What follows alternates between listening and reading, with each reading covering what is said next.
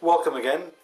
Today I'd like to speak to you about the technicalities of astrology and some aspects that are very much overlooked by both lay people and practitioners, even professionals, when it comes to looking at a horoscope and delineating and forecasting what is actually found in that birth chart.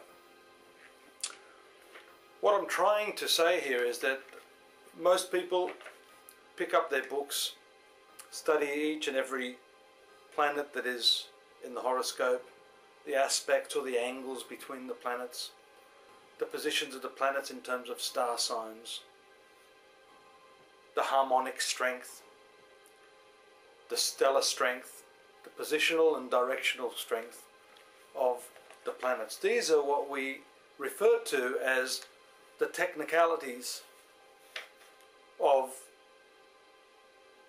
horoscopes. What I'm referring to is a whole other esoteric level, a level that is not necessarily found in books. This is the oral tradition, the secret tradition that is handed down from mentor to student, from teacher to disciple. And this is the sort of knowledge that is very, very hard to come by. Firstly, because many in possession of these secret esoteric facts don't necessarily want to share that information. That could be fear that the information will be misused. Perhaps the teacher or the person who is divulging that knowledge has some insecurity about the fact that someone may outdo him or compete with him and get a better reputation. For whatever reason, these secrets, as I call them, have been very closely guarded over thousands of years, and only a few select individuals have been fortunate enough to gain access to that knowledge. I won't give you the elaborate details of what was divulged to me over the last 15 or 20 years, because over that period of time I have in fact been studying with certain tantric and Vedic masters in India in particular, and one for the last 12 years who has been gracious enough to share much of his wisdom with me. But I will give you some insights, as he did with me, on some techniques that can be used to develop that aspect of your inner being, that intuition, that will take you beyond the mere technicalities of a horoscope. Now, you may be looking at this and thinking, well, I'm not particularly interested in reading astrology or doing any of that sort of stuff. That's okay, because we need to extend the power of intuition to many other things, not just reading horoscopes, foretelling the future, gleaning secrets from people. This is useful in many, many aspects of life, business, relationships, and just general day-to-day affairs.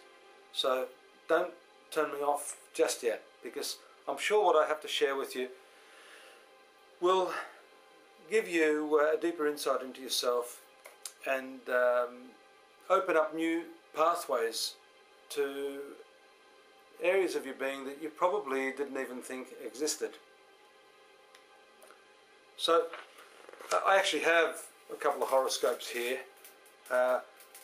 This one on the right here, which is my right hand, is what we call a Western horoscope, one that you're probably familiar with. It's the circular shape, and this one here, which is not so familiar, is the Vedic horoscope. at some time in the future I'll take some proper copies of these to put them up so you get a bit more clarity. I just wanted to draw the distinction here for you between the two methodologies and say to you that there's a considerable argument between the two camps. Fortunately, I've had the opportunity to study both systems. I have a preference for the Eastern Vedic system, but again, that's not what this particular video is about. I wanted to take you beyond the technicalities, the differences between a Western astrologer and an Eastern astrologer, to give you some insights into how you can develop your intuition. Ordinarily, as in my case, the teacher will select a particular day where the planets are in exactly the right position for your horoscope.